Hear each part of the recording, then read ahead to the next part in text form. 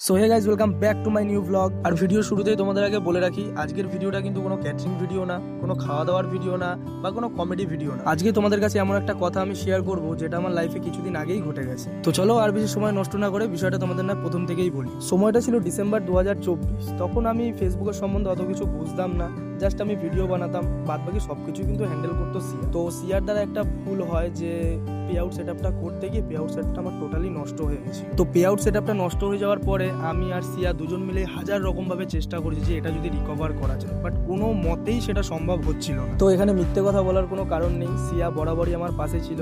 ও খালি বলে গেছে মন দিয়ে বড় মাকে ডাক, সব একদিন না একদিন ঠিক হবে। আর এখন যে আমি ভয়েস ওভারটা দিচ্ছি না, রীতিমতো আমার গায়ে কাটা দিয়ে উঠছে। বিশ্বাস করবে না তোমরা যে আমি বড় মাকে একবার খালি মন থেকে ডেকে বলেছিলাম যে বড় মা, তুমি আমার এই প্রবলেমটা একটু সলভ করে দাও। তার আগে যদিও বা অনেক বড় বড় ক্রিয়েটারদের সাথে কথা বলার চেষ্টা করেছি, হয়তো কেউ রিপ্লাই করেনি বা কেউ রিপ্লাই করেছে, একটা রিপ্লাই করে ছেড়ে দিয়েছে। তারপরে বড় মাকে মন থেকে ডাকার পর 2 দিনের মাথায় আমার এই প্রবলেমটা সলভ হয়ে যায়। আর হ্যাঁ, এটার মধ্যে কিন্তু সিয়ারও 100% ক্রেডিট আছে। যদি ও না থাকতো তাহলে হয়তো এটা আমার দ্বারা পসিবল হতো না। তো যাই হোক, শেষমেশ একটাই কথা, মায়ের কাছে সন্তানরা মন থেকে কিছু চাইলে মা কোনোদিনই কাউকে ফেরায় না। জয় বড় মার জয়। আমি তোমার মায়ায় মায়া